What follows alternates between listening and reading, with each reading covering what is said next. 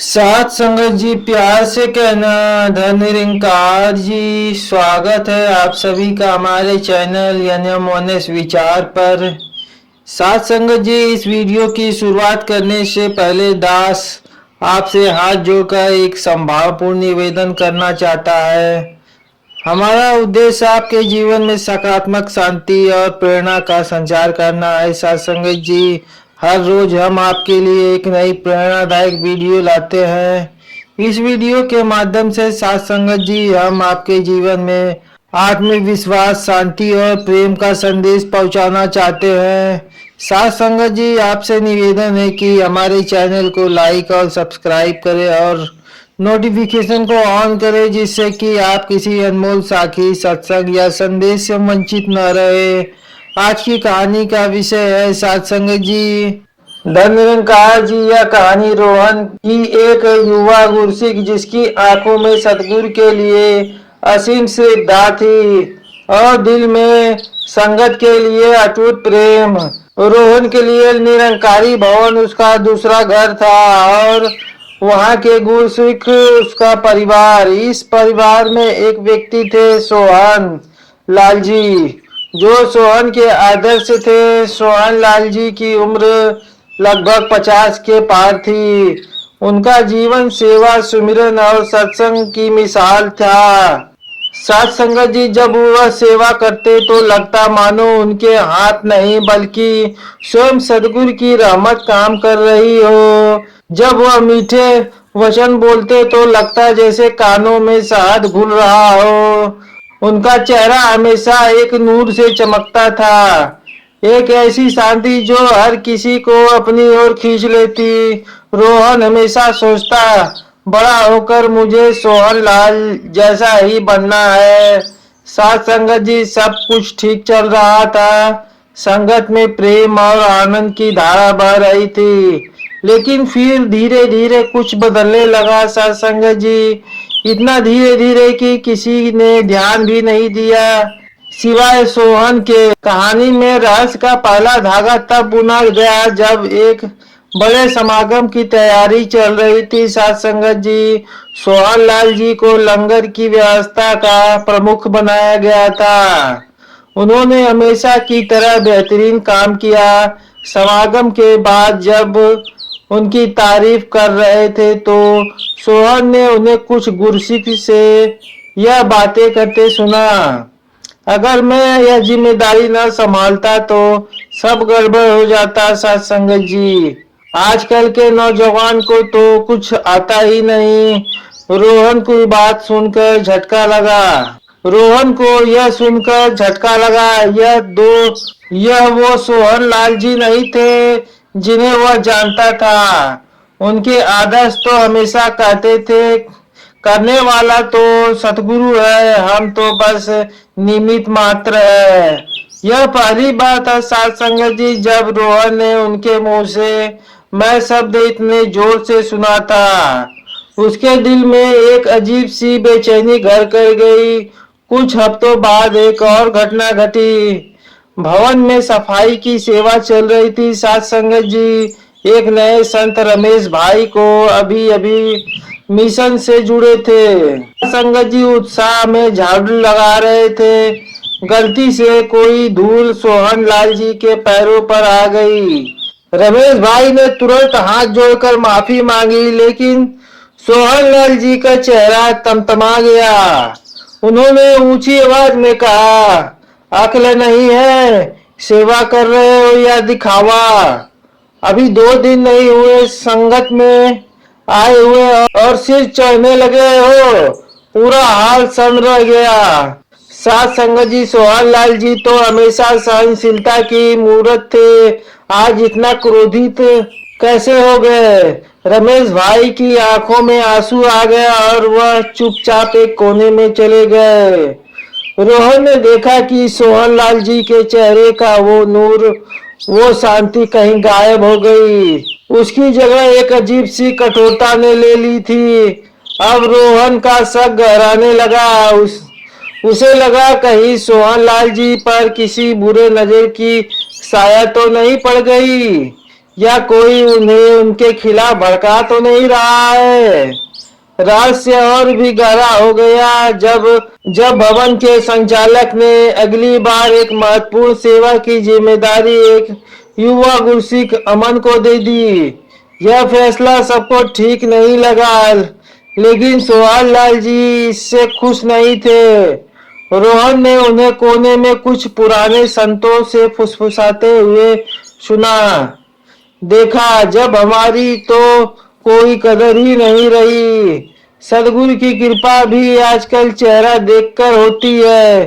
पता नहीं इस लड़के में ऐसा क्या देख लिया। यह सुनकर रोहन के पैरों तले जमीन खिसक गई। साध संगत जी, सदगुरु के फैसले पर शक तो एक गुरसिख सोच भी नहीं सकता। सोहन लाल जी के अंदर ऐसा जहर कहाँ से आ गया? वह रात भर सो नहीं पाया। उसके आदर्श की मूर्त टूट कर बिखर गई थी। इसके बाद तो जैसे घटनाओं की झड़ी लग रही थी। सोहन लाल जी ने संगत में आना कम कर दिया। आते भी तो सबसे अलग थलग बैठते। उन्होंने अपने कुछ चुनिंदा लोगों का एक गुट बना लिया था, जिनके साथ बैठ वह भवन की व्यवस्था और दूसरे गुरसिखों की कमियां निकालते। एक दिन गरीब परिवार संगत में आया। उनके कपड़े मैले थे। साथ संगत जी, सोहन लाल जी जो हमेशा सबको गले लगाते थे, उस परिवार को देखकर मुंह फेर कर दूसरी तरफ चले गए। रोहन अब बर्दाश्त नहीं हुआ कर पा रहा था। यह कोई मामूली बदलाव नहीं था, यह एक आध्यात्मिक पतन था। सोहन लाल जी का वह नूरानी चेहरा अब बुझा बुझा और तनावग्रस्त लगता था। साथ संगत जी, उनकी मीठी वाणी अब कड़वी हो चुकी थी। उनका सेवा भाव अब दिखावा लगता था। रोहन ने फैसला किया कि वह इस रहस्य की तह तक जाकर रहेगा। वह मदद के लिए संगत के सबसे बुजुर्ग और ज्ञानी संत गुरुचरण काका जी के पास गया। गुरुचरण काका जी ने दशकों से मिशन की सेवा की थी और सदगुरु के हर वचन को अपने जीवन में उतारा था। रोहन ने काका जी को अपनी सारी चिंताएं बताई। उसने रोते हुए पूछा, काका जी, सोहन लाल जी को क्या हो गया है? वह ऐसे तो नहीं थे। क्या उन पर किसी ने कुछ कर दिया है? वो इतने अच्छे इंसान थे, उनका वह नूर कहाँ चला गया? गुरुचरण काका जी ने शांति से पूरी बात सुनी। उनकी आंखों में गुस्सा नहीं बल्कि गहरी करुणा थी। साथ संगत जी, उन्होंने रोहन के सिर पर हाथ फेरा और कहा, बेटा शांत हो जाओ। उन पर किसी बाहरी साया या व्यक्ति ने कुछ नहीं किया। उन्हें एक ऐसा दृश्य दुश्मन ने पकड़ लिया है जो हर गुरसिख के अंदर छिपा बैठा होता है और मौके का इंतजार करता है। साथ संगत जी, रोहन ने हैरानी से पूछा, अदृश्य दुश्मन? कैसा दुश्मन? काका जी ने समझना शुरू किया, बेटा, जब एक गुरसिख सदगुरु के चरणों से जुड़ता है तो उसे ब्रह्म ज्ञान की दौलत मिलती है। साथ संगत जी, लेकिन इस दौलत को संभाल कर रखना पड़ता है। इसे लूटने के लिए सात चोर हमेशा घात लगाए बैठे रहते हैं। यह चोर कोई बाहरी नहीं, हमारे मन के विकार है। साथ संगत जी, एक गुरसिख को इन 7 कामों में से हमेशा बचना चाहिए, वरना उनका कमाया हुआ सारा नूर, सारी शांति लुट जाती है। सोहन लाल जी अनजाने में इन चोरों के शिकार हो गए। रोहन की सांसें थम गई। साथ संगत जी, उसने उत्सुकता से पूछा, कौन से 7 चोर काका जी? काका जी ने अपनी आंखें बंद की और एक एक करके गिनाना शुरू कर दिया। पहला और सबसे खतरनाक चोर है अहंकार। जब गुरसिख को लगने लगे कि सेवा कर रहा हूँ, मेरी वजह से संगत चल रही है, मुझे सब पता है, तो समझो पहला चोर अंदर घुस गया है। तुमने खुद सुना होगा, सोहनलाल जी ने कहा, अगर मैं ना होता, उन्होंने सदगुरु को नहीं खुद को श्रेय दिया। दूसरा चोर है साध संगत जी, निंदा। जब हम किसी दूसरे की निंदा की, बुराई या चुगली में रस लेने लगते हैं तो हम अपनी ही आध्यात्मिक ऊर्जा को खत्म कर रहे होते हैं। साथ संगत जी, हमने दूसरे के घर का कूड़ा उठाकर अपने आंगन में डाल लिया। सोहनलाल जी ने रमेश भाई और अमन की निंदा करके यही भूल की। साथ संगत जी, तीसरा चोर है वैर विरोध। मन में किसी के लिए गांठ बांध लेना, किसी से ईर्ष्या करना। जब सेवा की जिम्मेदारी अमन को मिली तो सोहनलाल जी के मन में उसके लिए वैर भाव आ गए। वह वैर का भाव प्रेम को जलाकर राख कर देता है। चौथा चोर है साथ संगत जी, संशय। सदगुरु के वचनों पर, उनके फैसलों पर शक करना, यह भक्ति की निंदा को हिला देता है। साथ संगत जी, जब सोहनलाल जी ने कहा सदगुरु भी चेहरा देखकर कृपा करते हैं, तब उन्होंने अपनी भक्ति की जड़ पर खुद कुल्हाड़ी मार दी। पांचवा चोर है साथ संगत जी, मनमर्जी संगत और सदगुरु के हुक्म को छोड़कर अपनी मन मर्जी का चलना। यह समझना कि मैं जो सोच रहा हूँ वही सही है, यह गुरमत के रास्ते से भटका देता है। साथ संगत जी, छठा चोर है दिखावा। सेवा सुमरन या सत्संग लोगों को दिखाने के लिए करना ताकि वाहवाही मिले। जब भक्ति का उद्देश्य परमात्मा को रिझाना नहीं बल्कि इंसानों को रिझाना बन जाए तो वह खोखली हो जाती है। सोहनलाल जी की सेवा में धीरे धीरे यही भाव आ गया था। और सातवां चोर है साथ संगत जी, नफरत और भेदभाव की।